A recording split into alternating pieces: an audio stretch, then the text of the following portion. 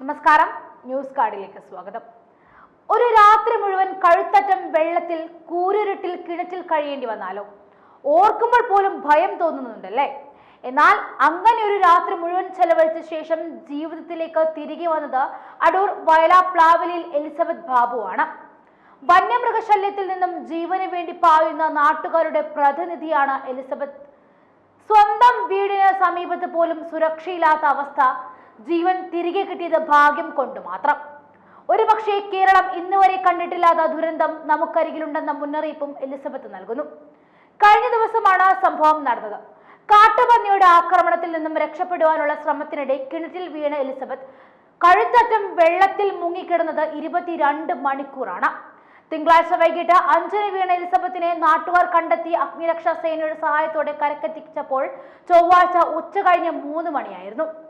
ഇപ്പോൾ അടൂർ ജനറൽ ആശുപത്രിയിൽ ചികിത്സയിലാണ്.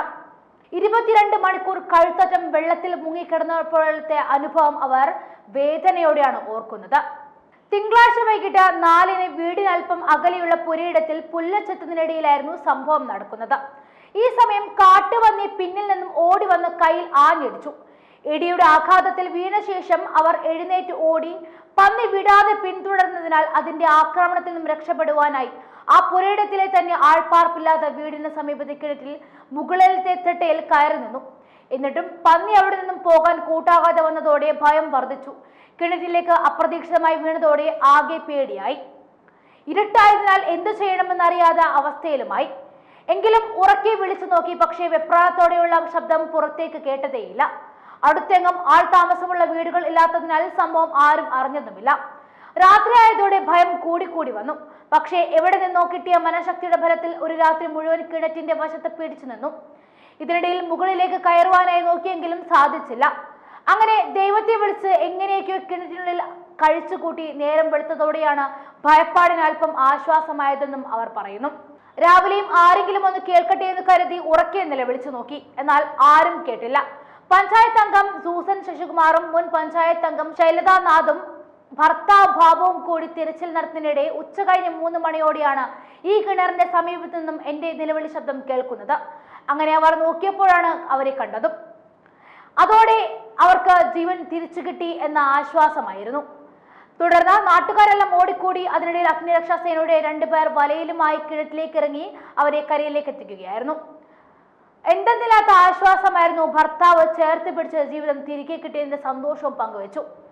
പിന്നീട് അടൂർ ജനറൽ ആശുപത്രിയിൽ ചികിത്സ തേടി. അവരും ഭർത്താവും മാത്രമാണ് വീട്ടിലുള്ളത്. വെൽഡിംഗ് ജോലിക്കാരനായ ഭർത്താവ് ബാബു രാത്രി 7-ന് ജോലി കഴിഞ്ഞ് വീട്ടിലെത്തിയപ്പോൾ തന്നെ കാണാതായതോടെ പരിസരത്തെ വീടുകളിലും മറ്റും അന്വേഷിച്ചു പോയിരുന്നു. വീടിന്റെ പരിസരത്തെ പ്രദേശങ്ങളൊക്കെ അർദ്ധരാത്രി വരെ തിരഞ്ഞെങ്കിലും രക്ഷയില്ലാത്തതിനെ തുടർന്ന് തിരച്ചിൽ നിർത്തിയ ശേഷം പുലർച്ചെ വീണ്ടും തിരച്ചിൽ ആരംഭിക്കുകയായിരുന്നു.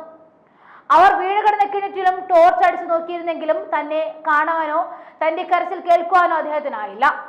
പിന്നീട് നേരം പുലർന്ന് അന്വേഷണം നടത്തി. എന്നിട്ടും ഫലമുണ്ടാകാതെ വന്നപ്പോഴാണ് പോലീസിൽ പരാതി നൽകിയത്. പോലീസിന്റെ നിർദ്ദേശപ്രകാരം ഒന്നുകൂടി വീടിന് സമീപത്തുള്ള പുരയിടങ്ങളും കിണറുകളും എല്ലാം അന്വേഷണം നടത്തുന്നതിനിടയിലായിരുന്നു അവരെ കണ്ടെത്തിയതും. അവിടെ നിന്നുമായിരുന്നു പുതിയ ജീവിതത്തിലേക്ക് എലിസബത്ത് കയറി വന്നതും. കിണറ്റിൽ കഴിച്ചുകൂട്ടിയത് ഓർക്കുമ്പോഴെല്ലാം വല്ലാത്ത ഉത്ഭയമാണെന്നവർ ഇപ്പോഴും ഭയപ്പാടോടെ പറയുന്നു. ഓർമ്മ ഒരിക്കലും മനസ്സിലേക്ക് കടന്നു വരരുതേ എന്നുള്ള പ്രാർത്ഥനയിലാണ് അവർ ഇപ്പോൾ ജീവിക്കുന്നത്. ഇങ്ങനെയൊരു അനുഭവം ആർക്കും ഉണ്ടാകരുതേ എന്ന പ്രാർത്ഥനയും അവർ ഒപ്പം ചേർക്കുന്നു.